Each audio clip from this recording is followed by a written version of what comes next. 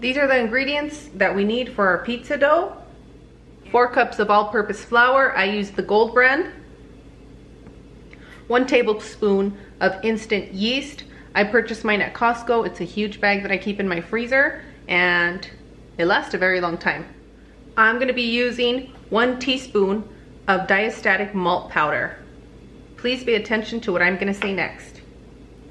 If you don't have the Diastatic malt powder, use 1.5 tablespoons of instant rise yeast, okay? But if you're going to be using the Diastatic malt powder, then only use 1 tablespoon. 1 teaspoon of sugar, 1 teaspoon of salt, and 1 teaspoon of olive oil. Use whatever olive oil you have. If you don't have olive oil, use canola oil, vegetable oil. You should be okay. And why should you be okay? Because you have to make it comfortable for your home. So now here's where we're gonna start. I'm thinking I'm gonna end up using 2 cups, but what I have measured here, I have 1.5 cups of water measured here, and then I have my 1/2 cup of water so that I can add it slowly. You also want extra flour on the side. I have about a cup here, and we're gonna use that for sprinkling or whatever we need. Before we begin mixing our ingredients, I'm gonna go ahead and proof my yeast. So you wanna add a little bit of your water.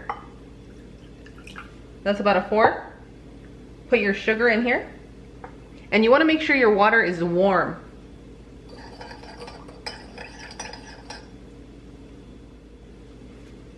If your water is too hot, you're not gonna be able to rise this flour. So one of the things I do, if you have a baby, check the temperature of the water right here. You wanna be anywhere between 95 and 110 in temperatures. You don't wanna go anything over that because you're gonna kill your yeast. If you don't have a thermometer to check your temperature, if it's too hot for your wrist, it's too hot for the yeast. I mean, I know you guys are hot and look good, but you know. So go ahead and put that in, and we're gonna mix it up.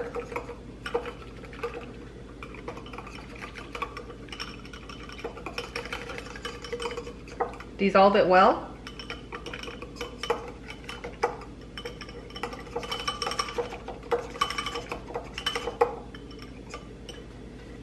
My tip to you guys, if you're not good with yeast and you run risk of it not rising and all kinds of complications, is let it set for 10 to 15 minutes and you're gonna see a huge foam on the top.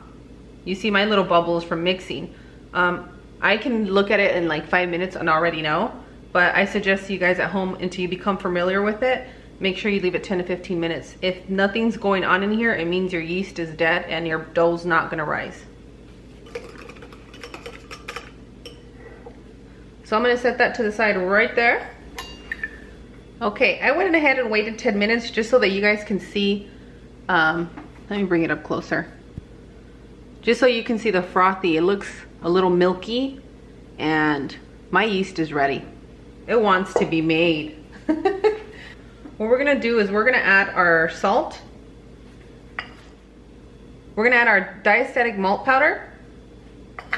And you're gonna mix this around, okay?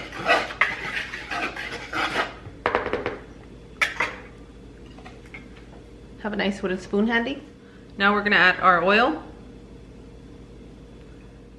I'm gonna start off with putting the warm water so that when the yeast comes here, it doesn't get shocked like, oh, it's cold now. Okay. If you get the wet spoon into a little flour, it gets a little bit of a spatula. Helps you get everything off a lot faster.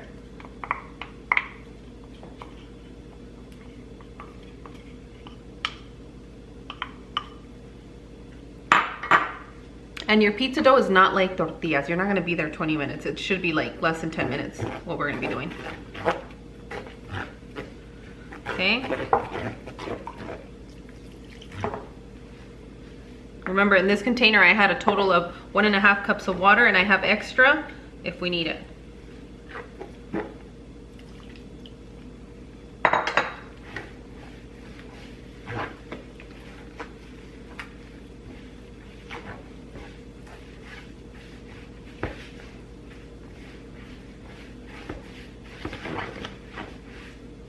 The Diastatic malt powder really helps you if you're using ingredients with wheat, like wheat flour, and if you have a difficult time rising your yeast. I'm doing it because it actually provides a really good crust on your bread.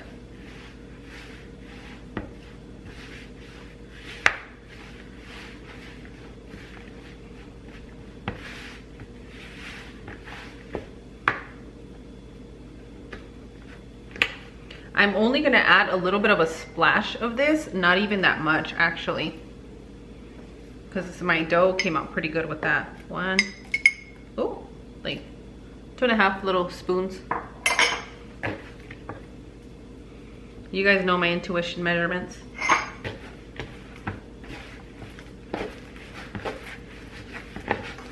Yes, I'm liking this.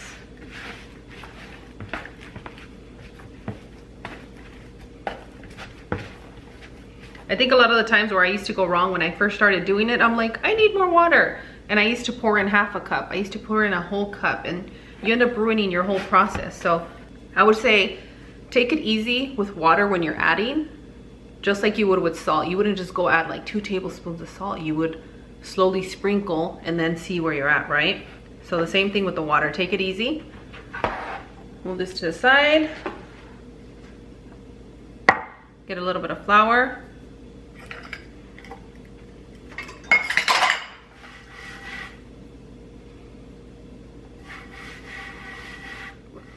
Enough to get it off my hands. And let me work this. Let me work this.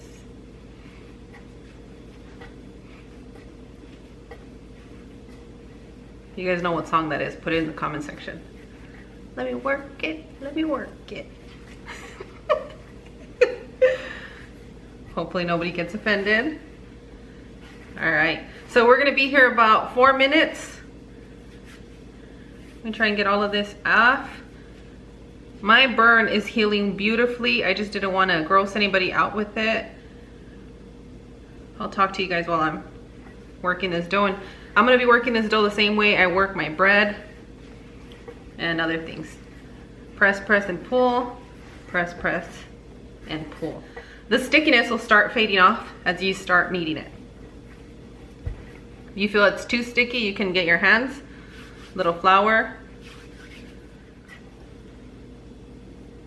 Little sprinkling of flour is not gonna hurt. A lot of flour will hurt, okay?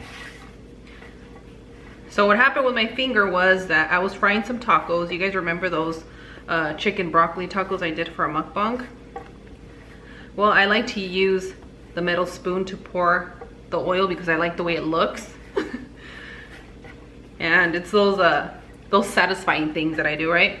So what happened when I put the spoon down, I ended up putting it down and my finger touched the metal spoon.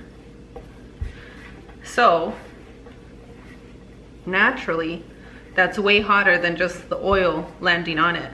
So I'm almost sure that I almost saw bone, and I might be exaggerating, you know. But it's healing beautifully. I'm definitely gonna have a scar, and I'm okay with that. I like scars. When I was younger, and even till this day, like, I like scars. I don't mind scars on people. Like, everybody used to be like, oh my gosh, they have their pimple marks on their face and ew. But for me, I'm like, oh my gosh, they look so handsome. So I'm okay with some scars. Or like if it's a meaningful scar, I really like it. Just gives it so much character, you know. It's just different these days because a lot of people just look the same. It's not like when I grew up. I'm still getting some stickiness, so just a little more flour.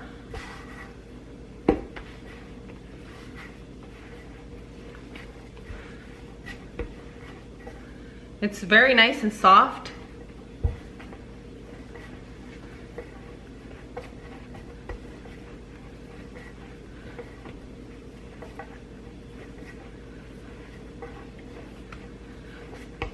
Light stick, should be okay with that. All right,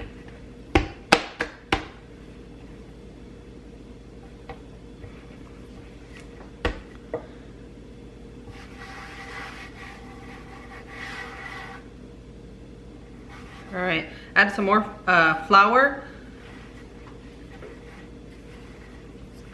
There we go. You the more you work with flour and making your breads and your pastries, the more you understand what you're looking for.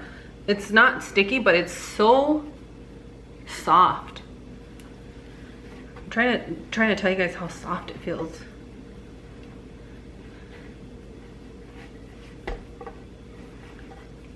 It feels, remember when you rolled out the cinnamon rolls? Like, that's how soft this feels. It's gentle.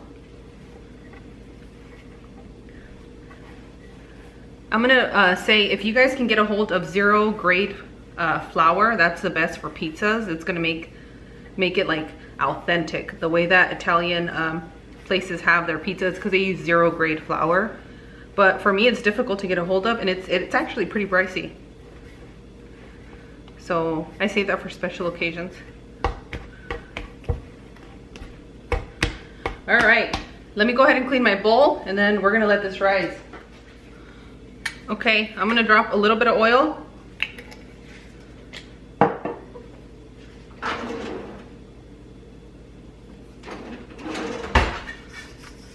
Coat all your pan wherever you're letting it rise. Okay. I usually go like this so I don't have to get more oil on the top, because all the oil that's there, and I kind of go around. That'll prevent it from getting any of the outer crust. So we're gonna cover this and put it in a warm area of your home. What I do is I turn the light on in my oven at 0 degrees and I let this rise. You wanna rise this dough for at least 30 minutes if you're rushing and you need to get dinner done. But if you have the time and you're patient about it, you wanna rise this for 60 minutes. That's usually what I do.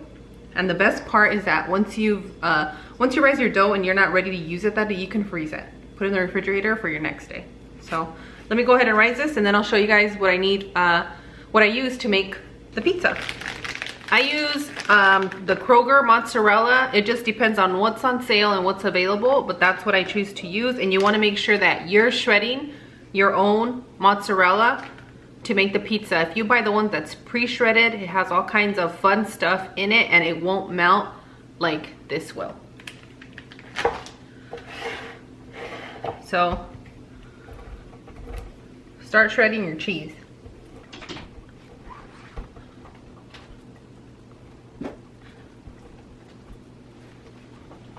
I'm not gonna do anything extra to make this recipe come out good. I'm just gonna continue to shred this off camera because my battery's a little low and I gotta charge it. I'm just gonna say I'm in one of those moods where I'm just baking. You know, baking relieves stress, anxiety for me. So I've made 2 baked goods today, so I'm just excited. Let's keep it going. Who knows how much more I'm gonna bake today. Okay, so my dough has risen. Let me show you guys. Okay, my dough has risen amazingly. So what we want to do is we want to transfer it out of the bowl. So we're going to dust some flour on our board.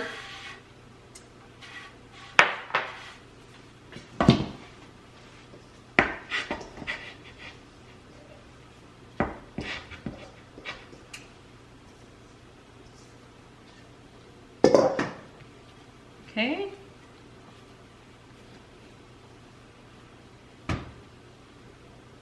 And to this dough, I like my dough a lot thinner, and I'm gonna cut a little bit of the dough for my babies to make their own personalized pizza.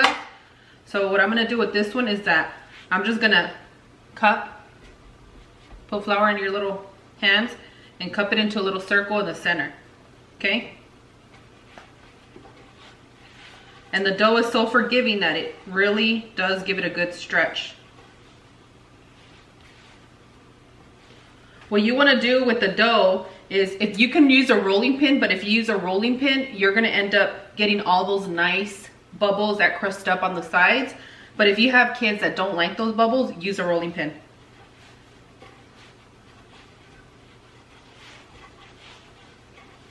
And just keep stretching it out. If you're going to use a square baking dish, make it into a square.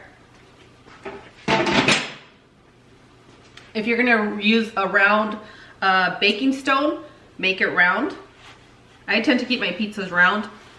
I think it's the Sicilian pizza that ends up being a square pizza, I believe.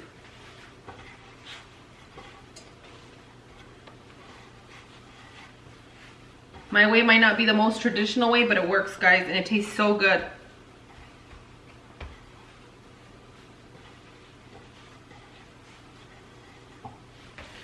Woo! If I pick it up, it's just gonna melt off my hands. That's how soft this dough is. It's like almost see-through, so just stretch it to the size that you need.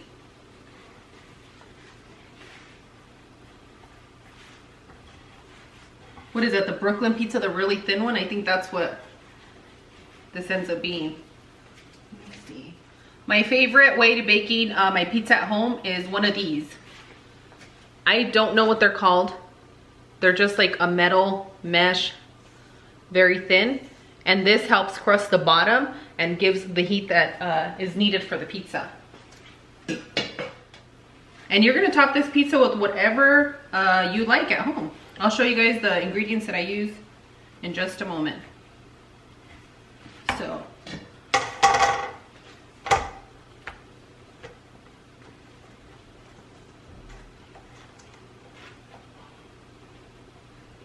Ooh, this pizza's gonna be nice and doughy.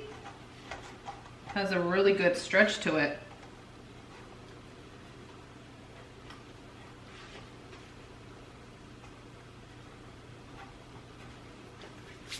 My favorite pasta sauce or pizza sauce, I know this isn't a pizza sauce, but I use it for it, is this Classico. It's the tomato basil.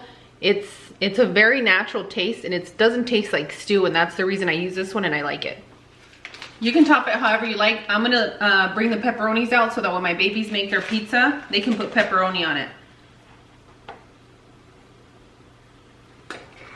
Be careful when you use your tomato sauce, because if you put too much of it in the center, that's the part that it's gonna end up getting soggy, and it's gonna get too soft to where it just kind of hangs off, and you'd wanna prevent that. So if you add more of your sauce towards the outsides and keep it minimal in the inside, you're gonna prevent that problem. Sorry, I'm really excited about the pizza. So drop it all more on the outside. And you don't need that much. It's like maybe 1/4 of a cup for the pizza.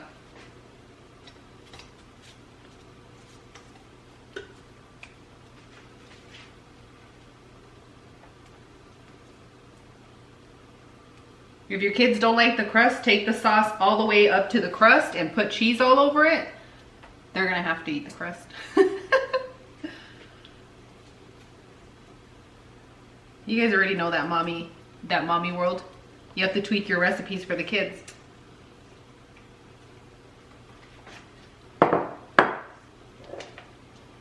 right, we're all set with that. Now we're gonna add our cheese, and I'm gonna keep this one simple. Cheese pizza.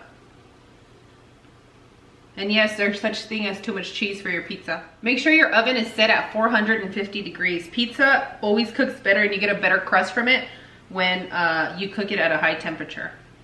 I mean, if you have an industrial or a 500, 800 degree oven, go for it. That'll be done in seconds.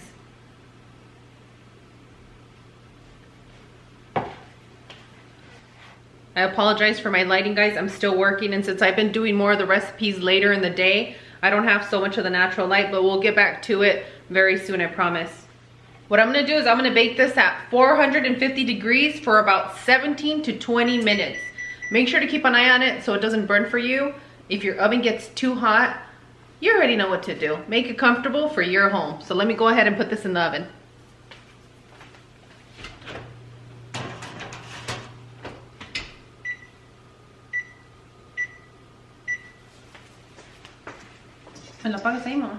How long is it in there for? Huh? You put it in there for how long?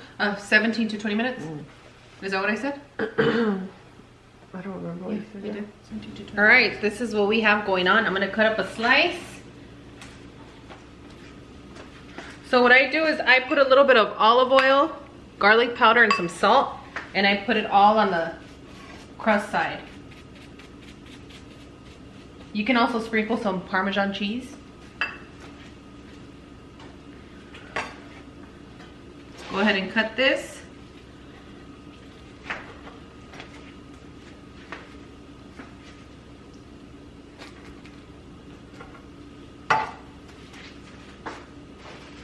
Another step that I do, because I'm a goody two shoes for my kids, is that the oil that's on here, when it comes out, I press it with a paper towel to absorb all that oil. And they love me for it.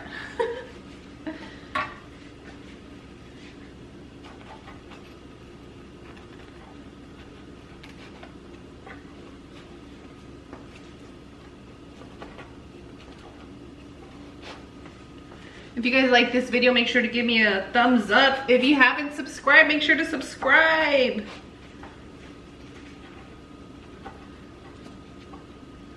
I appreciate my bells that come and see me every video.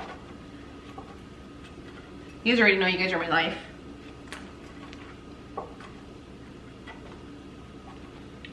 Don't let the babies find out because they'll get jealous. Woo! I'm gonna get a paper towel.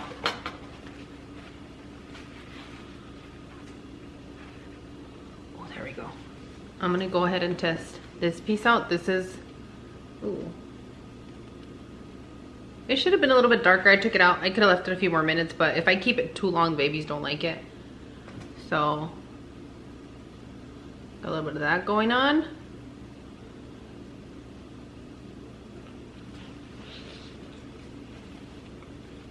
Has a good structure. Smells really good.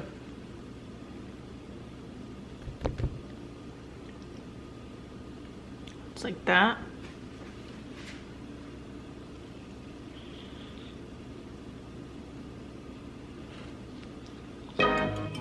Oh yeah. Oh yeah. Oh yeah.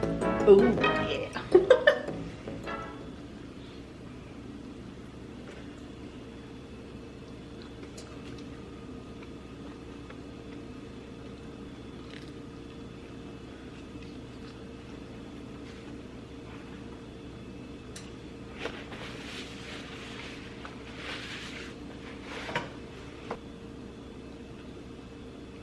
All right, I'm done chewing. This is how I make my homemade pizza. I hope you guys enjoy it. If you guys make it, please make sure to follow me on Instagram, Views on the Road. I post all the recipes that you guys make there. It makes me so happy when I hear you guys say that I encouraged you to cook at home, because at the end of the day, that's the best food, home cooked meals. So thank you guys so much for watching, and I'll see you guys on the next one. Bye.